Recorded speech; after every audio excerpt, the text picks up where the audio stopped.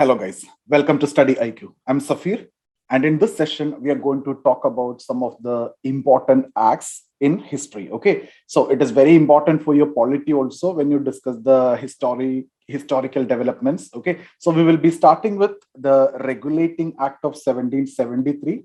So these are what I'm going to cover: Regulating Act of 1773, and then we will discuss about Pitt's India Act of 1784, and then we will discuss Charter Act of 1813, and then we will also cover Charter Act of 1833. So this is the agenda for today's session.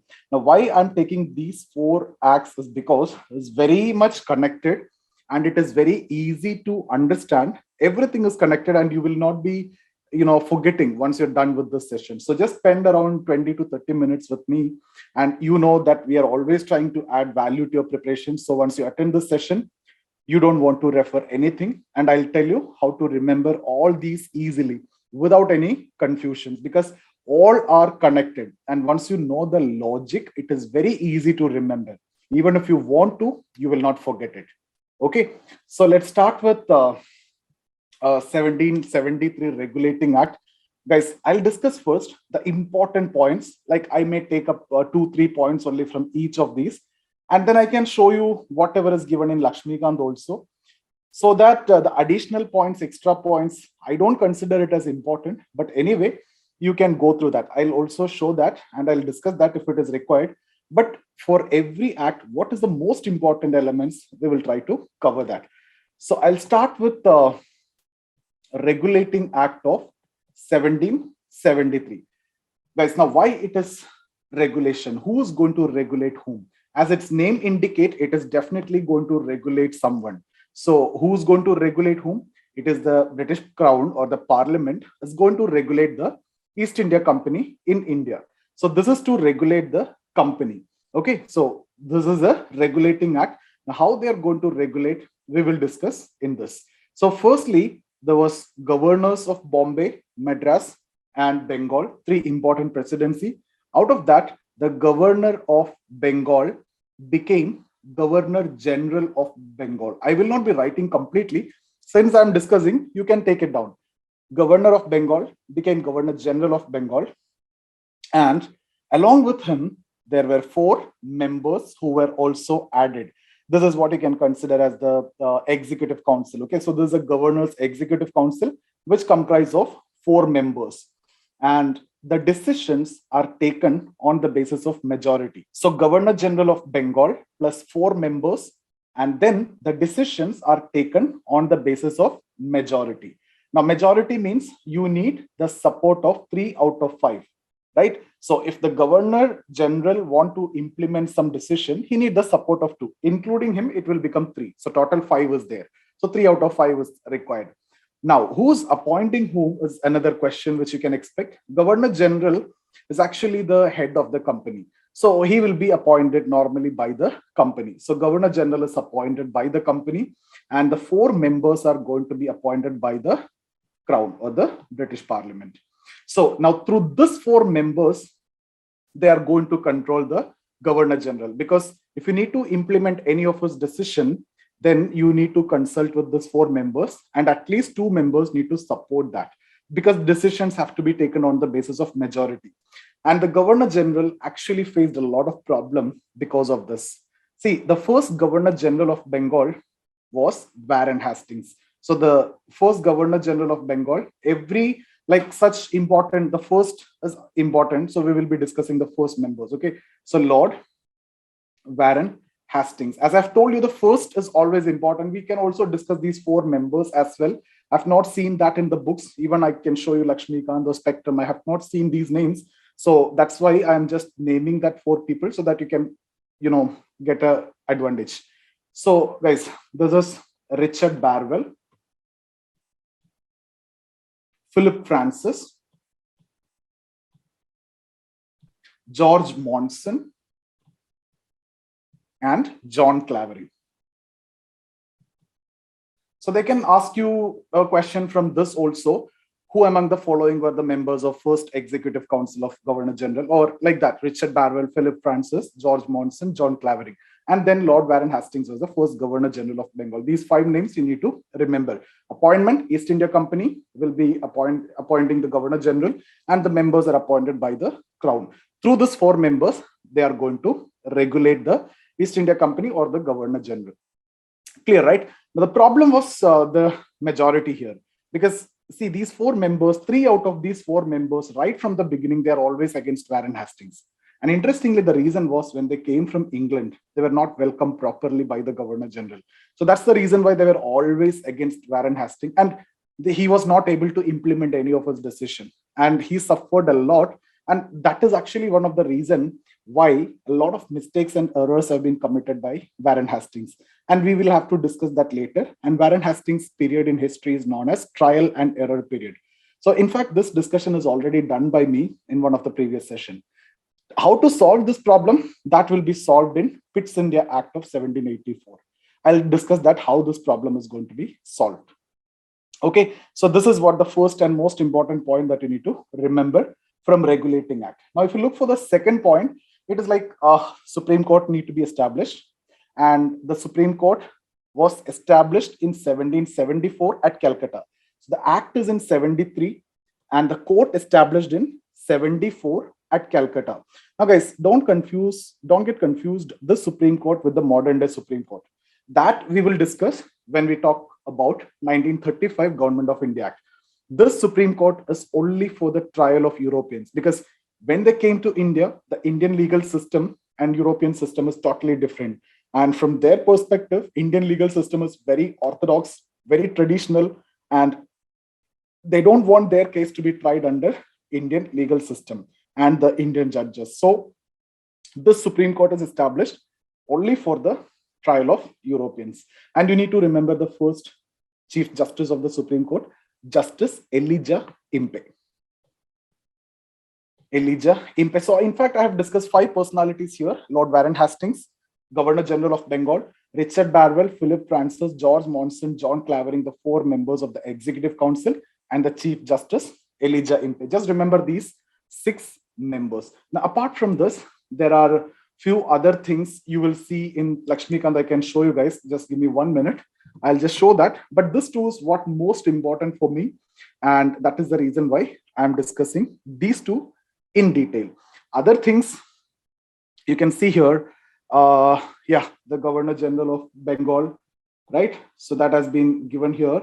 And Executive Council of 4 members. They have not given the 4 members, but I've told you that you can add here Richard Barwell, Philip Francis, George Monson, and John Clavering. And then the first Governor General was Warren Hastings. So the second one, it made the Bombay and Madras presidency subordinate to the Governor General of Bengal. Okay, guys, in fact, when you talk about the superiority or the subordination, it only related to the external matters. When it comes to internal matters, the superiority is not there, because each of these governors have their own say in the internal matters. For example, Governor of Madras have his own complete control when it comes to internal affairs of Madras. Same was the case with Bombay, okay, and Bengal, obviously, under Warren Hastings. So when it comes to the internal matters, this relative superiority is not there. But when it comes to external matters, that's there. The Governor General, and that too, in case if there is a difference of opinion, the Governor General will have a final say. And in fact, after the Anglo-Maratha War, the Governor of Bombay actually signed a treaty with Marathas against, the Warren Hastings. So Warren Hastings was not interested with that, and he came to Bombay. He annulled the treaty. And when he went back to Bengal, the Governor of Bombay signed it again, and again it was annulled by Governor General of Bengal. So my point is that superiority is there. If you get a question, or if you get a statement, Governor General of Bengal became superior, yes. But if it is a very specific question, external affairs and internal affairs, it is related to the external matters that I cannot see here. That's the reason why I'm making it very clear. Supreme Court at Calcutta, established in 74, Act is in 73, and there is a Chief Justice. I've told you the name, Elijah Impey. Okay. Now, the other things you can read, guys, it prohibited servants of the company from engaging any private trade or accepting bribes and all those things. So these are very simple things. Okay. So that's about the first one. Now let's look into the second one. That is the Pitt's India Act of 1784. I've told you there is a problem with respect to 1773 Regulating Act, that majority, right? So here they're going to address that issue. Now, how they're going to address is Governor General of Bengal, this 4, now they got reduced to 3. Now, guys, when they reduced it to 3, what is actually going to happen is decision again on the basis of majority. Before, there were 5, so majority is 3. Now there is 4, still majority is 3. Which one is easy to get? The first case is easy to get. Out of 5, you need 3. Now out of 4, you need 3. Right? But now there is a situation of tie, right? It can be 2-2. In this case, it can be 2-2. That means Governor General plus he get a support of one person and the other 2s against it. So there is a equality. In this situation, Governor General have a casting vote. So in fact, Governor General have 2 votes. So Governor General now just need the support of one person. One person, he get an equality, then he can have a casting vote. Yes, casting vote and veto is different. Veto is like, it doesn't matter if you are opposed by everyone. If still you want to implement your decision, you can go for it. That's what veto. That means all the 3 are against you, but still you want to do something, you can go in favor or against. That's what veto power. Here it is casting vote. That will be like the speaker and all. Towards the end, you will be casting the vote. Okay, so in this case, you just need the support of one person. Then you can have the casting vote also. So that problem to an extent is solved through this. Now, otherwise, if you're not even getting one support, then it is a malified intention of the Governor General. That's the assumption. If you're getting at least one support, it may be a bona fide intention or it made something easier. But guys, you can see through every act, the control over the East India Company by the Parliament keep on increasing. Now, this is the first provision. Second one, if you see, you can see they have established a board of control in England. You can see these 3 members are sitting in India with the Governor General, the Executive Council, and regulating. They are sitting in India and regulating. They are appointed by the Crown. Governor General is appointed by the company, the same thing. Now, Board of Control established in England, Board of Control, I'm not writing completely, established in England with 6 members. They will sit in England and regulate the affairs of East India Company in India. So the Executive Council sit with the Governor General, regulate. Board of Control sit in England and regulate. So I hope this is very clear to all of you. So the political things and everything will be regulated by the Board of Control. And then third one is related to the provision of recall. Guys, I've told you Governor General is appointed by the company. Okay, and the members are appointed by the Crown. So if the members are appointed by the Crown can recall them anytime. But now they have introduced the provision that even the Governor General may also be recalled if the Parliament or the Crown is not happy with his functioning. So this is a provision of recall, including the Governor General, the Parliament can recall if they're not happy with the functioning or working. So I hope 3 points are very clear. These are the 3 important points. Apart from that, separation of economic and political activities and everything is there that I can show you in the, Lakshmikant. But this is what, for me, the most important. Governor General plus 4 became 3. You got the logic. Okay, then later you will see in 33, it will be increased to 4 again. So you can actually understand the logic and learn. That makes things easier rather than mugging it up, right? Then Board of Control, because you can see regulation is increasing. So here there is a regulation, now there is a regulation.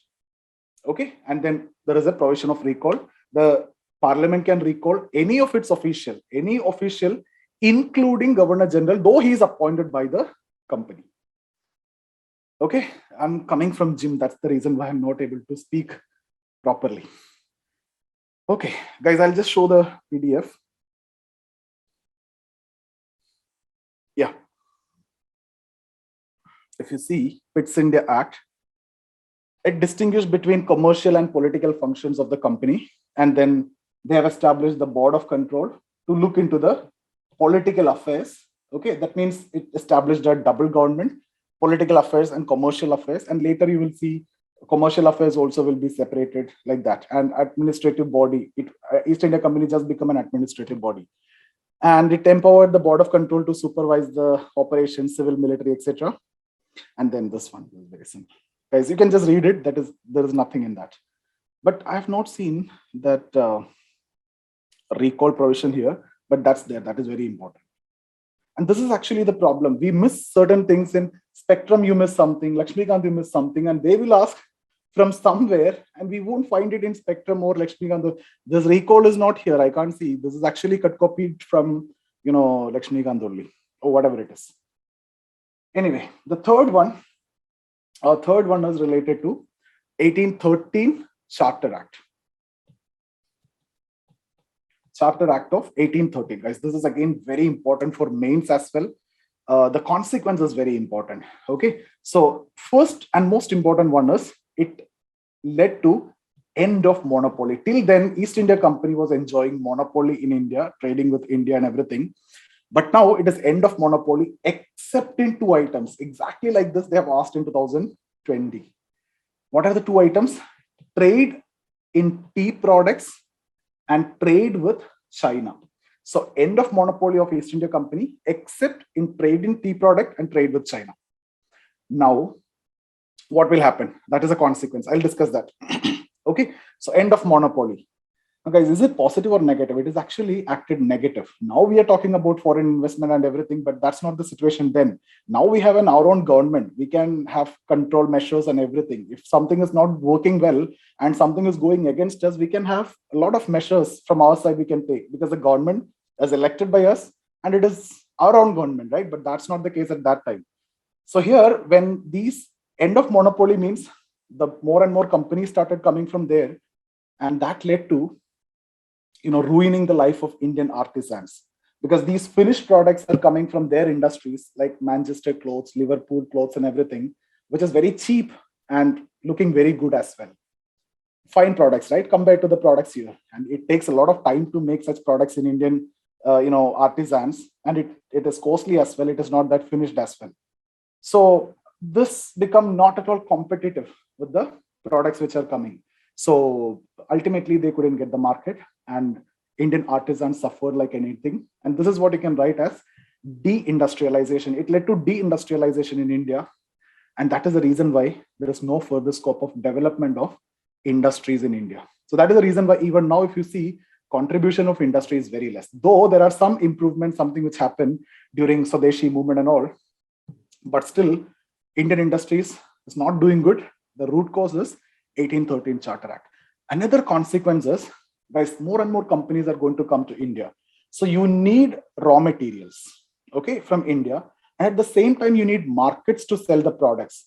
For these two, you need to have a political control in India. More and more areas they need.